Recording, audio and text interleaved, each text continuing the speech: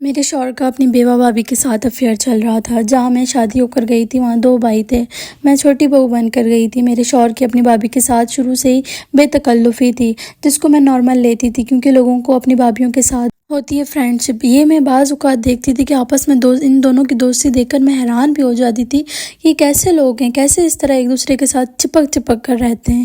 اور شادی کے بعد اللہ تعالیٰ نے مجھے بہت پیاری سی بیٹی سے نوازا تھا، لیکن میرے شوہر کا میرے سے زیادہ اپنی بھابھی میں انٹرسٹ تھا۔ ان کو کوئی پرواہ نہیں تھی کہ میری ایک چھوٹی سی بیٹی بھی ہے۔ میرے ساس سسر کی ڈیتھ ہو چکی تھی۔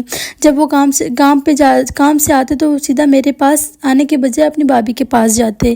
پہلے میں اس بات کو بہت نارمل لیتی تھی جب تک اس کا بھائی زندہ تھا، اور حیرانگی اس بات کی کہ میرے شوہر کی بھابھی کی بھی میرے شوہر کے ساتھ بہت زیادہ بنتی تھی، اور یہ بات مجھے بہت زیادہ تنگ کرتی تھی کہ میں یہ چاہتی تھی کہ کیوں میرے شوہر کے ساتھ وہ چپکتی ہے، وہ اپنی زندگی میں خوش رہے، پر میرا شوہر بھی مجھے اتنا انٹرسٹ نہیں لیتا تھا۔ اپنی بھابھی کے ساتھ رات تک اس کے پاس لیٹتا، اس سے باتیں کرتا، اور یہ بات مجھے بالکل بھی ہضم نہ ہوتی۔